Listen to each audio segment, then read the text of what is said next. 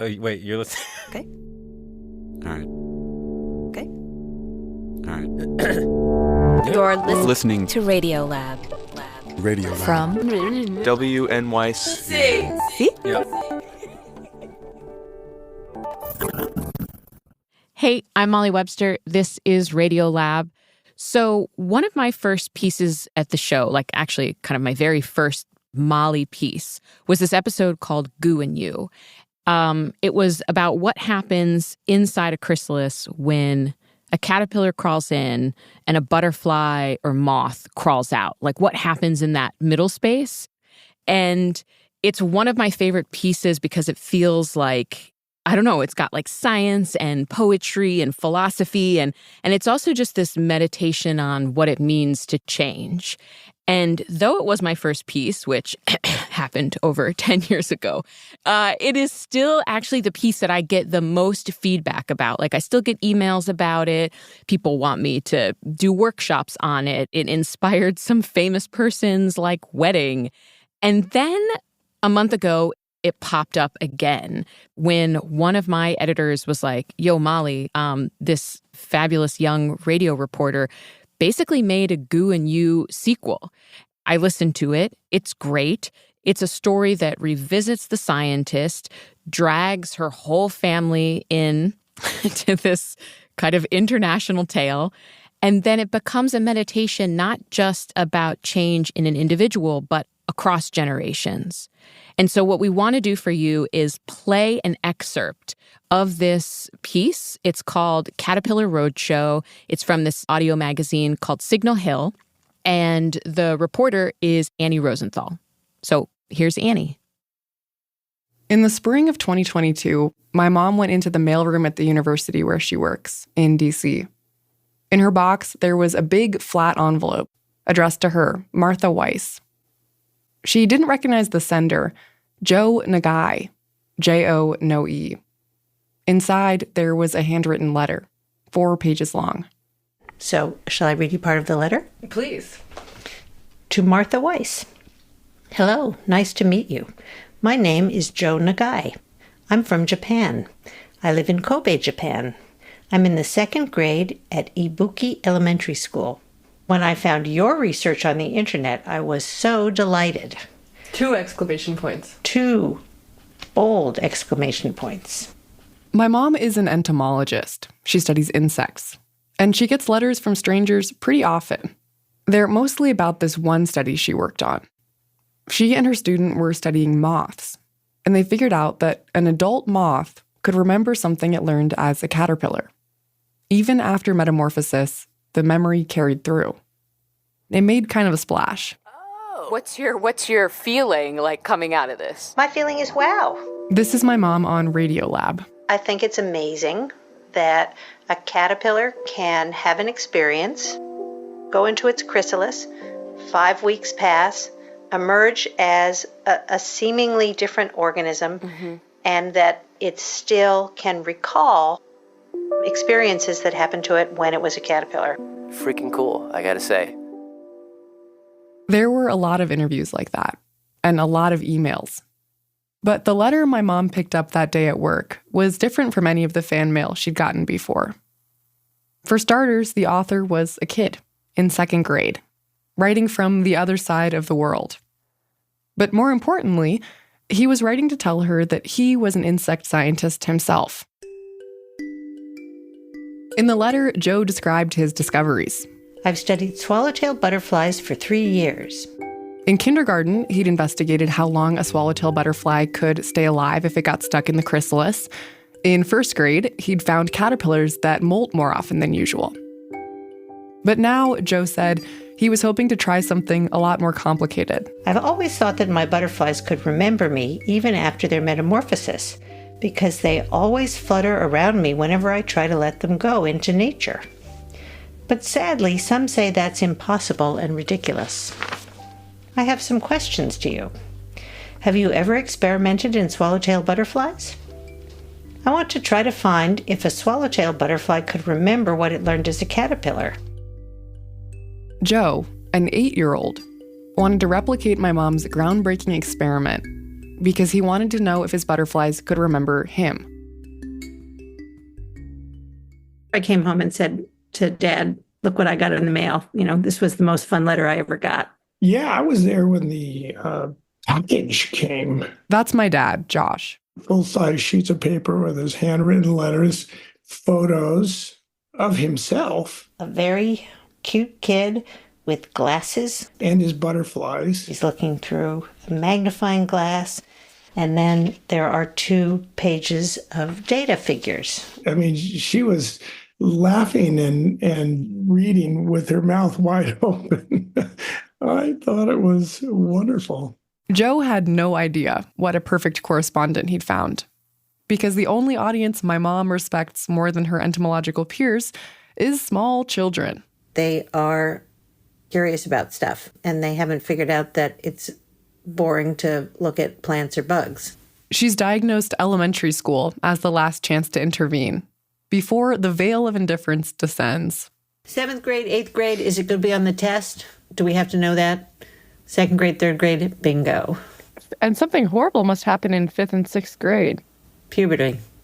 Everybody becomes more interested in each other than the bugs, which is good because it helps our species persist. Outside her academic work, my mom has spent decades weaseling her way into children's classrooms to make the case for the humble arthropod. She brought poop-shooting caterpillars to my kindergarten. She organized cricket races at my sister's 10th birthday party. Every year, she and her colleagues crawl around the woods, collecting caterpillars to show off at schools around the city. They call it the Caterpillar Roadshow. So with Joe Nagai, my mom wasted 0 time in writing him back. Dear Joe Nagai, I was so excited to get your packet in the mail. It was such a fun and interesting letter. I loved reading about your experiments and your discoveries, and I'm so happy to have a new friend in Japan who loves caterpillars and butterflies as much as I do. To be clear, she didn't actually think Joe could recreate her experiment. The way she and her grad student, Doug Blackiston, had done their study was by training caterpillars to hate a specific smell, and then testing whether, once those caterpillars became moths, they still hated the smell.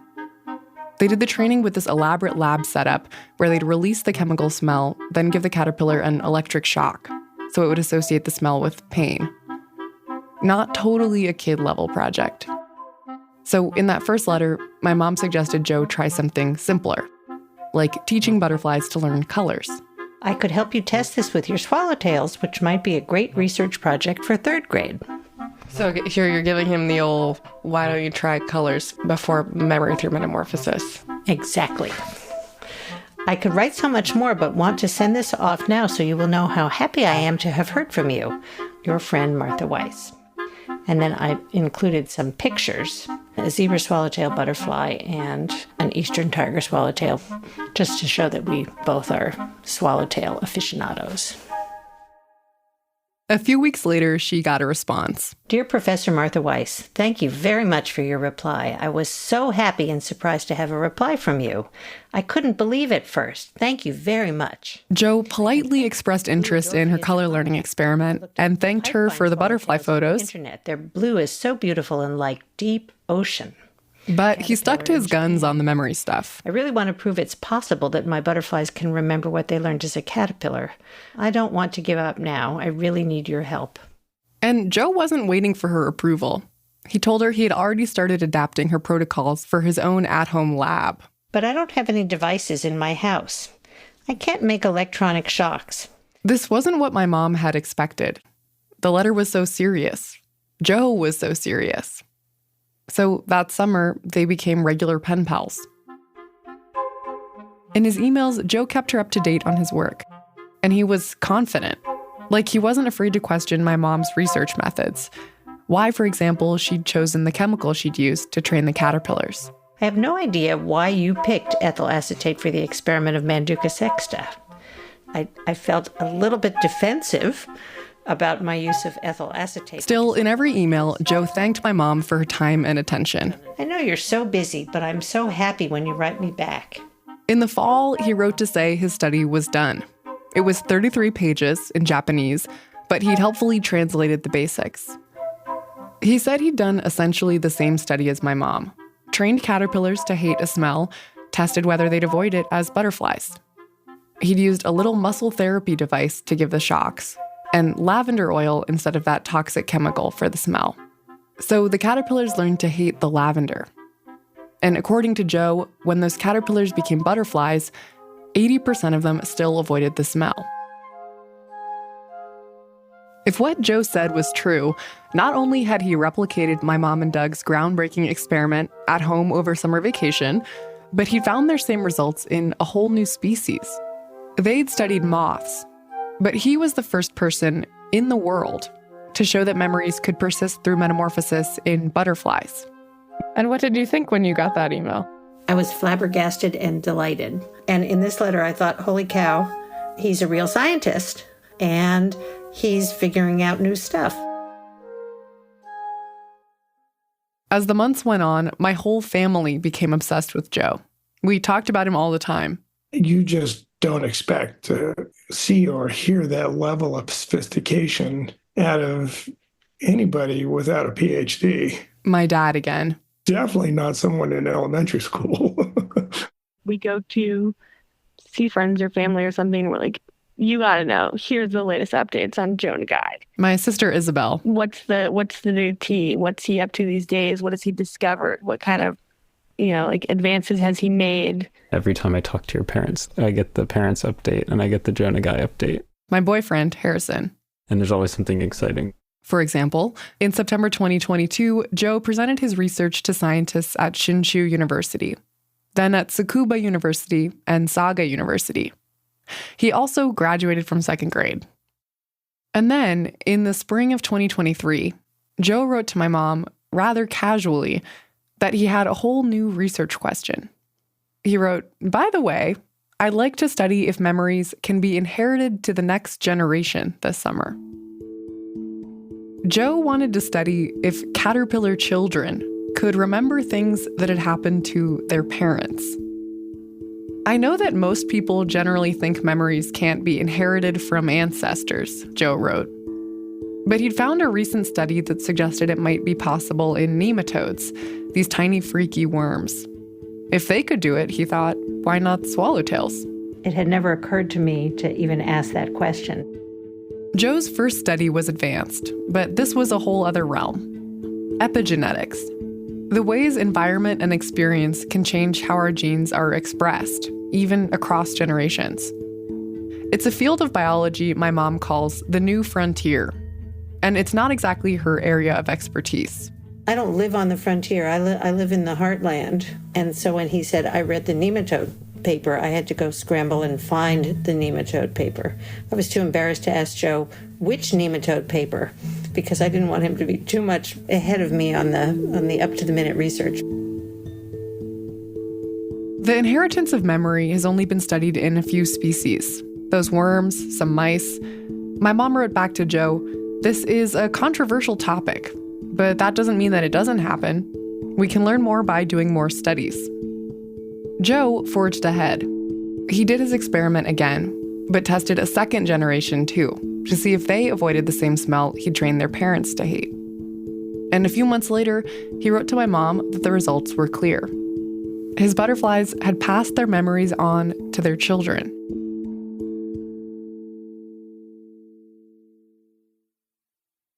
When I was growing up, bugs were a central feature of our household. They were just always around. My mom raised silkworms in a box in the dining room, and she kept cicada exoskeletons in a jar in the kitchen, which my teenage friends found horrifying. She was waging the pro-bug campaign on the home front. And for a while, it worked. You don't squish bugs and you don't scream when you find a spider in the bathtub. I consider that a victory. But I guess at some point, that dreaded veil of indifference fell over me too. Or maybe it was just puberty. By the time I was in high school, I was less interested in bugs and more interested in people. These days, my extracurricular reading is about stuff like historical memory, how experience moves down through time. That's what I'm always trying to report on, although my editors tend to steer me towards the news. But now, my mom's tiny genius pen pal was saying he had proof that in this one species, What happens in a parent's early life can show up in their kid. The inheritance of traumatic memory. The caterpillar body keeps the score. My mom is always warning me against anthropomorphism. But in a way, it seemed like Joe was asking the same question I often am. How we get to be who we are. How to say butterfly in Japanese. Cho. Oh, I know that. I knew that because Madame Butterfly. A while back, my mom got this note from Joe. He said, "Dear Professor Martha Weiss, hello, how are you? Blah, blah, blah. Is it getting colder in your town too? How do your caterpillars and butterflies spend during cold winter? Well, do you know the International Congress of Entomology, ICE 2024? The website is as follows with the URL. It will be held in Kyoto, Japan in 2024. Are you going to come and attend it? If you come there, I'd like to see you and can show you around Kyoto, Osaka, and Kobe, my town." My mom did, in fact, know the International Congress of Entomology. It's one of the biggest conferences in the field. It was happening in August. She hadn't been planning on going this year, but a personal invite from Joe changed the equation. And once she decided to go, there was no question. Actually, all of us would come to Japan. My entire family, plus my boyfriend, bought plane tickets. In the months leading up to the trip, my mom helped Joe with his application to present a poster at the conference. She thought he had basically a dissertation's worth of research. She, on the other hand, was bringing a plan for an experiment she hadn't actually started yet. Yeah, maybe he can lend you one paper. Yeah, just come on. I loved the story of Joe, this child prodigy showing up my mom, esteemed entomologist. And I was telling everyone I knew about his big finding. But now we were about to actually meet him. And part of me had started to worry. Over 2 full years of correspondence, my mom and Joe had never actually spoken. In fact, she wasn't even writing him directly. You're emailing his mom's email. Because he doesn't have his own email. So his mother is the invisible portal through whom we communicate. So his mother is named Sari. And so I get an email from Sari and it says, "Hi, this is Joe." And then I write to Sari and say, "Hi, Joe." Although 2 times ago I wrote and said, "Hi, Sari. This is Martha Weiss. Joe invited us to come visit him in Kobe. And so I just wanted to check in with you." And have I heard from Sari? No. But I did hear from Joe what hotel he and his mother Sari will be staying in Kyoto. So I made reservations at that hotel too. Which I'm interested in this dynamic.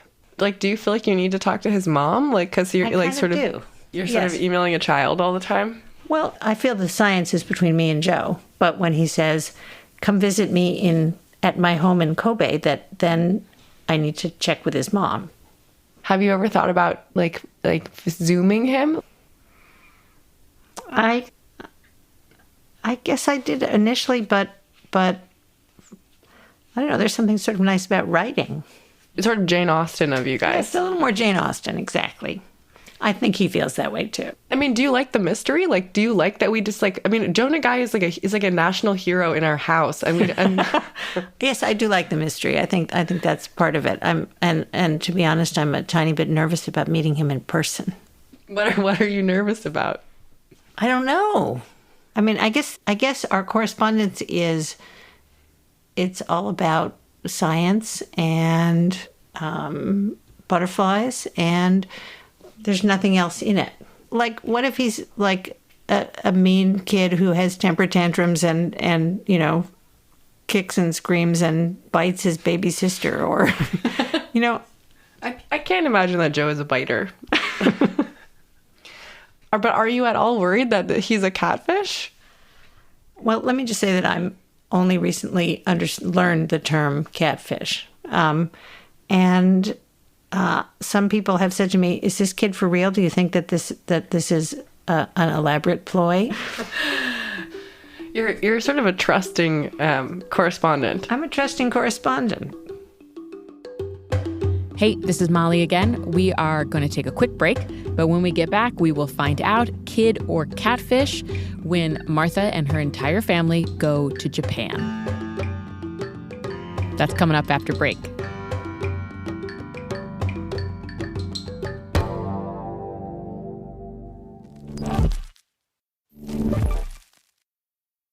Hey, this is Radiolab. I'm Molly Webster, and today we are playing a super special story for you called Caterpillar Roadshow. It is about a bug scientist and a young boy in Japan who strike up a long-distance email correspondence because they're both really excited about the scientific work of caterpillars, butterflies, moths. Up until this point, though, they have never met in person, but that is about to change. Let's listen in. Welcome to Tokyo. The local time is 2:55 in the afternoon on August 15th. Please stay comfortably seated until the seatbelt sign has been turned off. When we got to Japan, Joe still had a few days of school before the conference, so we had to find ways to distract ourselves. Which wasn't hard. We were surrounded by amazing and surprising things. Like the public toilets that automatically make the sound of a waterfall and birds chirping to cover up any embarrassing pee noise. And the beautiful glowing vending machines on every other block. At any time of day or night, you can pop in a couple hundred yen and get a whiskey highball, or a sippy cup of apple juice, or a perfect sports drink called Pocari Sweat.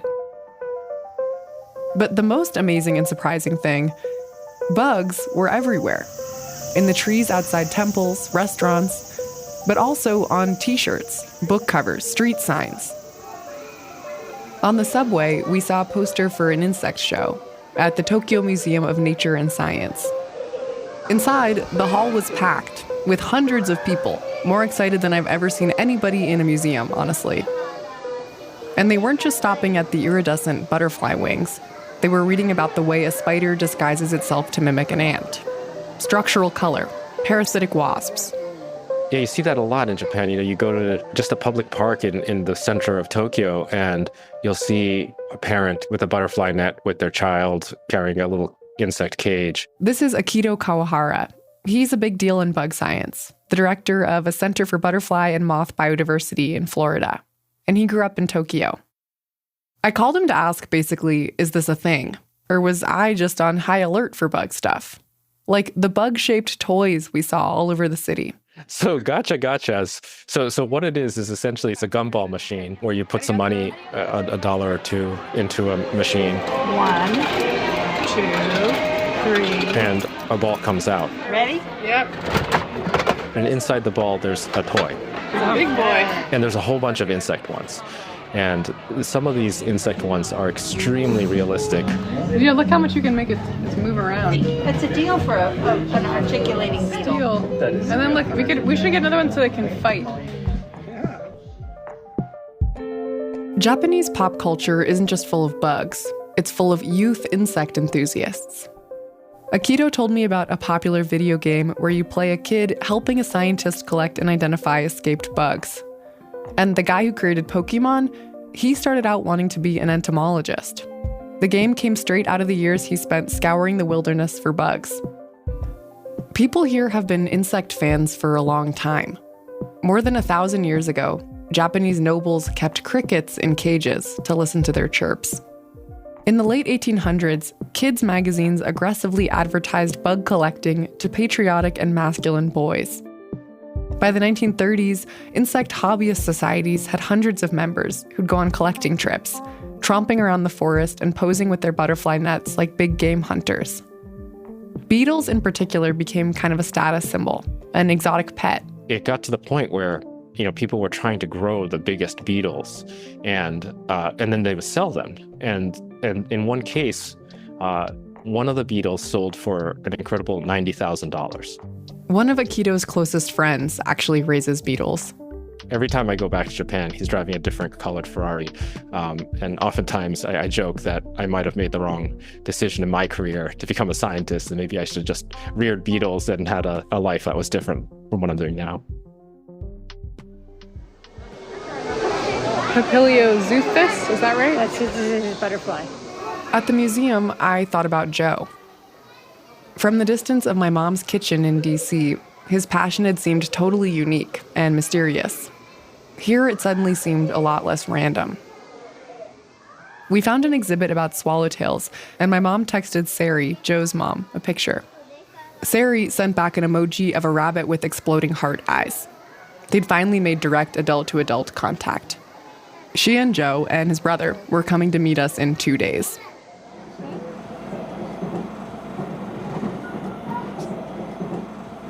We're on the train, finally on our way to meet Joe. I can't go through with it. I'm getting off at the next station and going back in the other direction. Too late.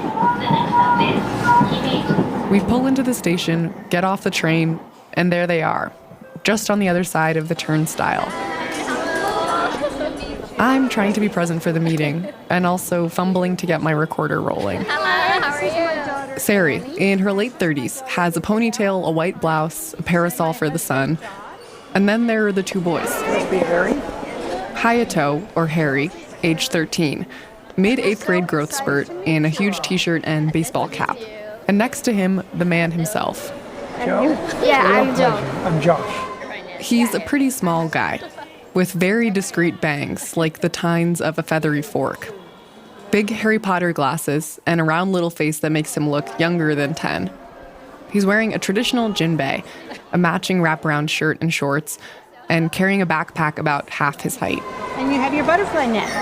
Butterfly nets. Yeah, I have it. He and my mom are both smiling big, but a little awkward with each other, like meeting somebody for a first date after you've bared your soul to them over text. See the bird in there? For the next few hours, Joe takes the reins. As we walk around the city, he makes the most of opportunities for viewing wildlife. For example, a pigeon we pass. We can't touch it, but it is very cute. We visit Himeji Castle, Joe's favorite castle, and he points out big, gulping fish swimming in the moat. Oh, it is beautiful. Look at there, blue, flashing blue. Yeah, beautiful, wonderful. And he helps us work on our manners. If you eat food, first you say itadakimasu. Itadakimasu? Itadakimasu. What does that mean? We eat birds and fish and a lot of creatures. Mm-hmm. So we have to To say thank you. Thank you. To say thank you to the creatures. Creatures, yeah. Okay. And can you say Joe seems to be amazed by basically every living thing we see around us. He's sweet and solicitous, and also a totally normal kid. Impatient in the heat, hungry for junk food, constantly proposing a game. What do you do? Like, who has the stronger pine needle? So Joe's is stronger? Joe's is stronger. Are you stronger than me? Yeah. At lunch, Sari tells us that Joe has been invited to present his research to the Crown Prince of Japan in a private meeting at the beginning of the conference. He seems unfazed. He says he's just a little nervous. But he's starstruck by my mom. When we finish eating, she presents Joe with a hand lens, a little magnifying glass attached to a ribbon, just like the one she wears around her neck. He makes very direct eye contact and says, "I love this so much. I want it." Outside the restaurant, a woman is performing a Japanese version of Part of Your World from The Little Mermaid. And somehow it feels exactly right. It's 1,000,000 degrees out and we're soaked in sweat, all awkwardness gone, everyone is giddy. It feels like a fairy tale. Castles and princes, a sage advisor, a young apprentice.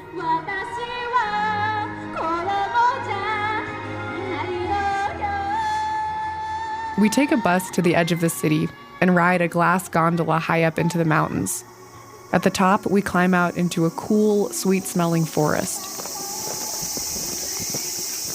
And a symphony of bugs.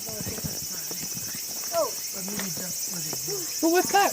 It is a beetle. Martha, it is a beetle. Is that a beetle? Beetle, yeah.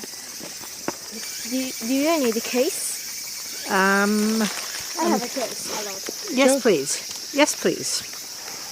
I made a mistake to not bring my cases with me. Yeah, Joe came prepared. I will give you. Thank you very much. At the top of the mountain, Joe sees something. He leaps forward, his net zigzagging back and forth like a banner. And then...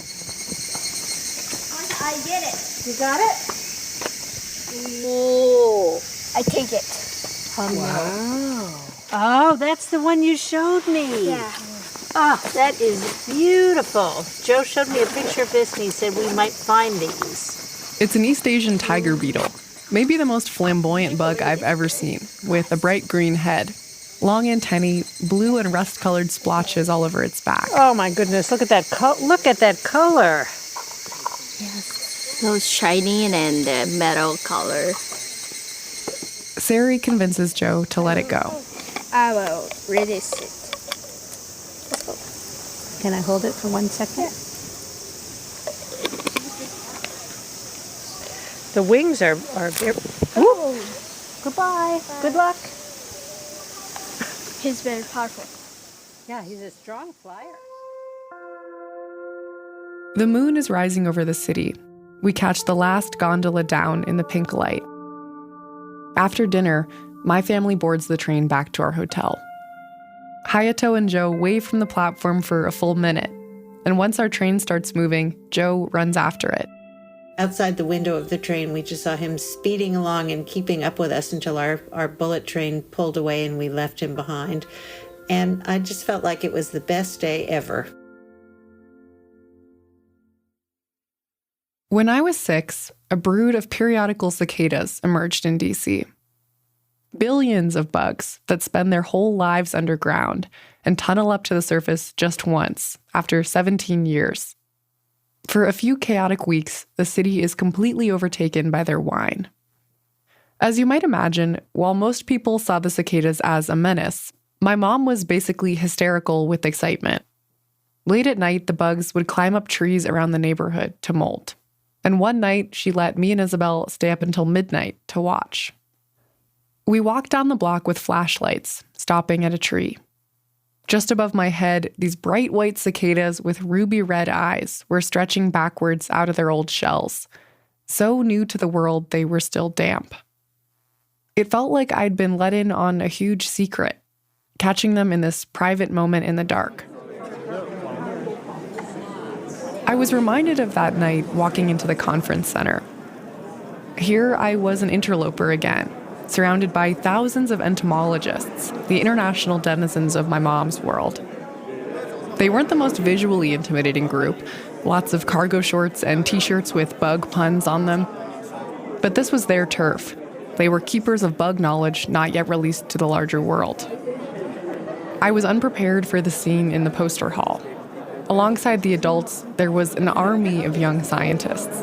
Hello, we are from Takatsuki Senior High School, and today we would like to talk about turn-alternation of pill bags.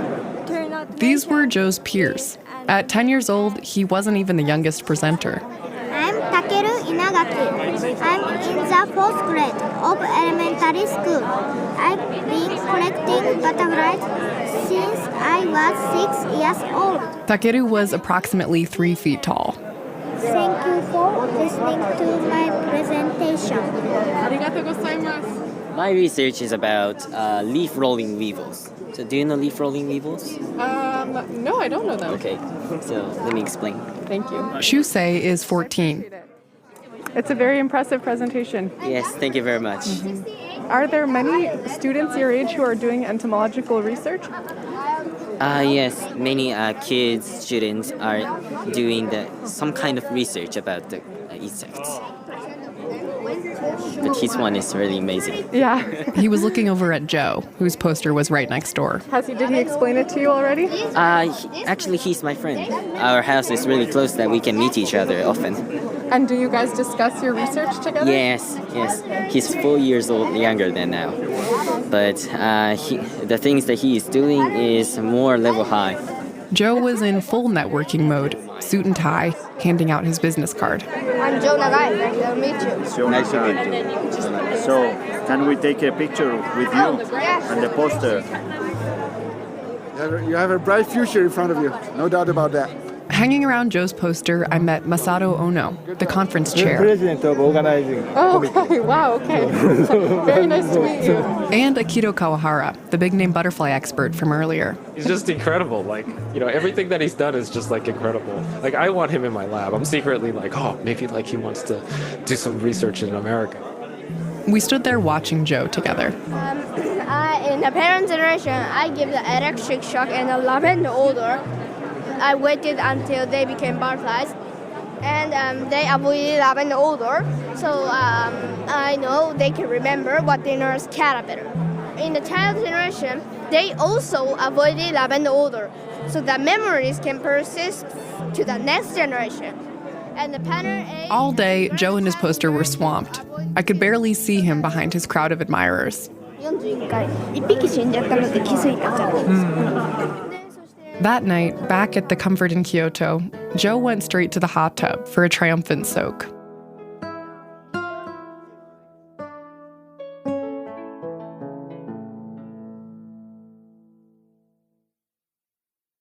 Conventional scientific wisdom says it's easier to remember a painful experience than a positive one.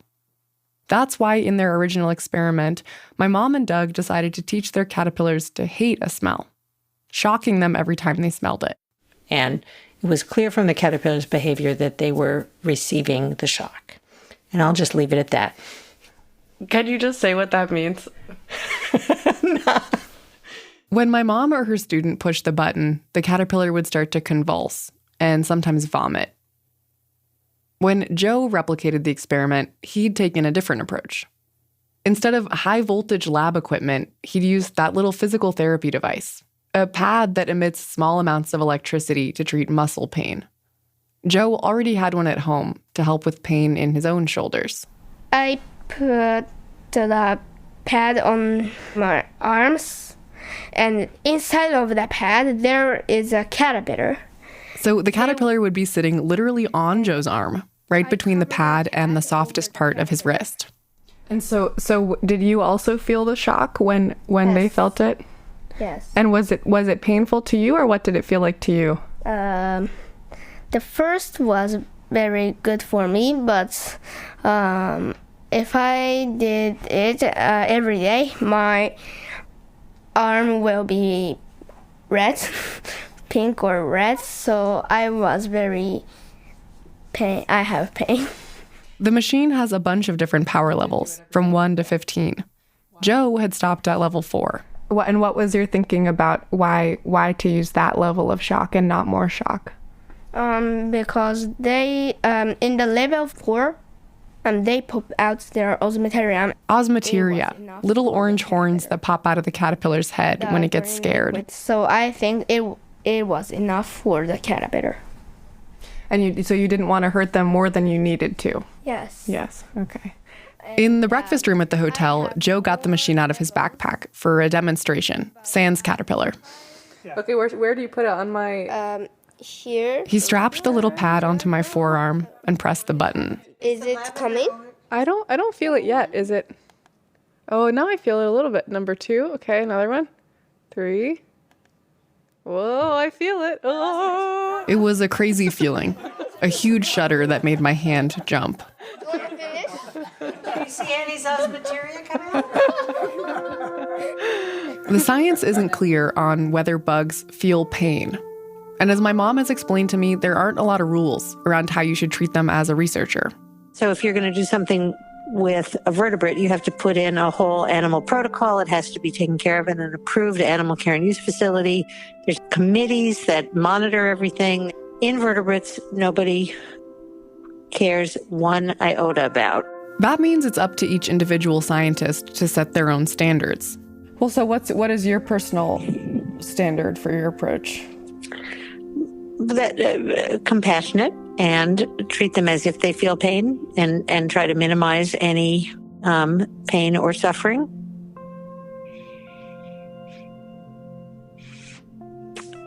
While getting our science done. Joe seemed to have different priorities. He could have said, boy, I really want to make sure that they get it and crank it up to 9, but he didn't do that. You're thinking of the caterpillars almost as friends, maybe. I think it's a friend. You think it's a friend? But I give the electric shock, so from the caterpillar, I am a bad friend. I talked to Joe for a long time about this. He told me he doesn't actually want to be an entomologist when he grows up. He wants to be a veterinarian. What kind of vet do you want to be? I can fix caterpillars and insects both. Do you know are there other insect veterinarians now? There are no insect vets now. So you might be the first insect vet. Yes. Way back in that first letter to my mom, Joe had told her he wanted to study insect memory because he thought his butterflies remembered him. Joe had a relationship with the bugs he worked with. And that relationship had shaped his questions, his methodology.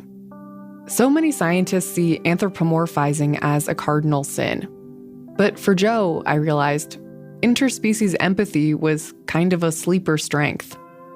All this work had come out of his willingness to wonder what a bug might know or feel.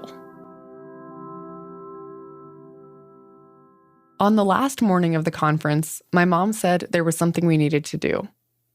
All this time, she'd been an advisor to Joe. She'd checked his methods, helped him write his abstract, but she still hadn't seen his actual data, the raw numbers themselves. She didn't know for sure if we could conclude with statistical certainty that his findings were true. When I stopped to think about it, it seemed crazy that we'd made it through the whole trip without looking at this. But when I said that to my mom, she surprised me. Is it going to hold up? If we do a statistical test, are we going to see a significant result? In some ways, it doesn't really matter because a ton of other stuff has happened. And then I surprised myself because I sort of disagreed. I was still thinking about the science, this thing about memory and generations. I wanted it to be true. This is kind of what I'm trying to understand. Does this finding matter? Does this finding matter? I mean, does what I do matter? At some level, yes. At some level, no. Am I curing cancer? No. Am I stopping climate change? No. Am I helping myself and other people understand how organisms work and how they interact with their environment? Yes. And will that help us maybe understand our environments and our planets better and maybe help us have a little bit more empathy for some of the organisms that we live with? I hope so. But the other reason that it matters is because I care about Joe. Joe, who'd spent 5 of his 10 years of life on these studies and reached out to a scientist across the world to help him find answers. This was important to him, and he was important to us. And so we needed to know. 5, 6, 7, 8, 9, 10, 11, 12, 13, 14, 15, 16, 17, 18. Joe and Sari brought his research binder to my mom's hotel room. Lavender. How many butterflies? Together, we went through it, page by page. 9 of them went to the sugar water. My mom asked about his controls, and they double-checked his counts. 3, 4, 5, 6, 7. And then she said they needed to do a test. It's a test of probability. And it's how likely something is to happen by chance. If we take our 10 yen coin and we flip it in the air, how many times are we going to get the castle? And how many times are we going to get the 10? Joe looked at her for a second, a little confused. Why don't you do it for me 10 times and tell me each time what you get? Just quickly. Okay, so you got a 10. Joe and my mom sat at the table. 10. Sari and I on twin beds, watching them flip the coin. Palace. Okay. In my head, I was cataloging all the little happenings that got us 10. here. Okay. That Joe found my mom's research and could understand it. That he had a mom who could and would help him do his own research. 10. That my mom would be so willing to get on board. Paradise. And to rope the rest of us in, too. 10. Paris. Stop. 5 tens, 5 palaces. And that is pretty much what you would expect because they're the same. And half the time it's going to be one, and half the time it's going to be the other, right? What if you did that and you got a 10 times in a row? What would you think? 10 is very heavy. That there's something a little weird going on with that coin, right? What we do first when we're doing this test is we figure out what our expectation is, okay? And so for our first generation, we had 44 caterpillars made choices, right? Yes. We would expect, if they hadn't learned anything, we would expect that 22 of them, half of them, would go to sugar, Pocari Sweat, and that 22 of them would go to lavender, right? And having just said how valuable the details of the science turn out to be, you don't really need to know how to do statistical analysis to understand what comes next. So we're just going to go times 2 equals 6.07, okay? Is 6.07 smaller or larger than 3.841? Larger. Larger. So that means that this result is very unlikely to happen just by chance. This means that something happened to those butterflies to make them make that choice. So that is what we call a statistically significant result.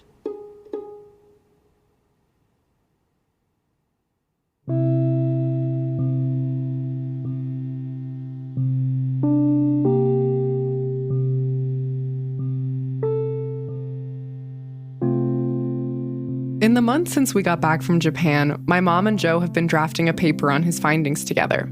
They're going to send it to the Journal of the Lepidopterist Society to tell them, we think this is really true.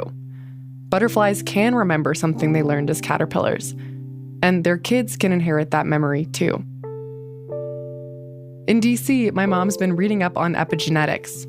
She told me she's been thinking about our conversations, remembering things from her own childhood, and from when she was pregnant with me. She spent a long time in the hospital in the months before I was born, and a student had brought her a bunch of caterpillars to keep her company, next to her bed in a little plastic shoebox. And as her stomach ballooned with fetus me inside, the caterpillars crawled out of their box and into different corners of the room to pupate. As we know, lots of things are going on inside that chrysalis. So they were changing in the same way that you were changing, and then they emerged as butterflies, and you emerged as a little red frog with a weak chin. Oh my God. Joe, meanwhile, is finessing his study on butterfly grandchild memory. He's about to finish 5th grade. A Japanese TV station recently aired an episode about him. When he opens the door to the camera crew, MTV Cribs style, he's wearing the hand lens my mom gave him on a ribbon around his neck.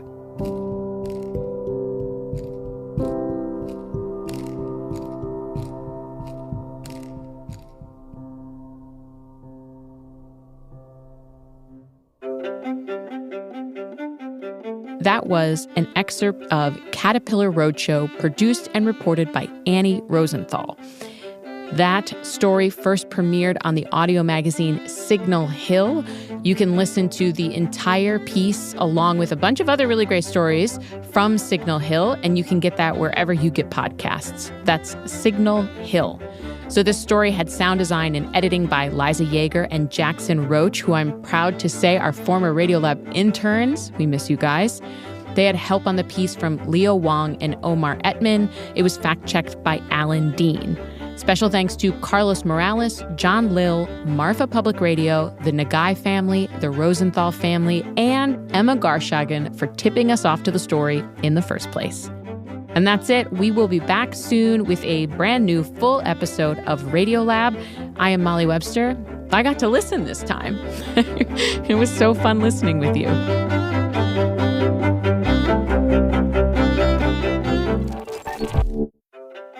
Hi, I'm Dylan. I'm calling from the St. Lawrence River in upstate New York, and here are the staff credits. Radiolab was created by Jad Abumrad and is edited by Soren Wheeler. Lula Miller and Latif Nasser are our co-hosts. Dylan Keith is our director of sound design. Our staff includes Simon Adler, Jeremy Bloom, Becca Bressler, W. Harry Fortuna, David Gable, Maria Paz Gutierrez, Sindhu Nyana Sambandan, Matt Keelty, Annie McEwen, Alex Neeson, Zara Kari, Zara Sandback, Anissa Visa, Arian Wack, Pat Walters, and Molly Webster. Our fact checkers are Diane Kelly, Emily Krieger, and Natalie Middleton.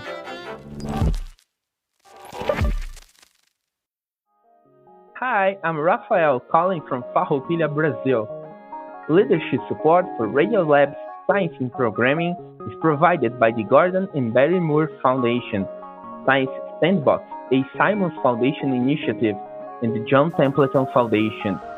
Foundational support for Radiolab was provided by the Alfred P. Sloan Foundation.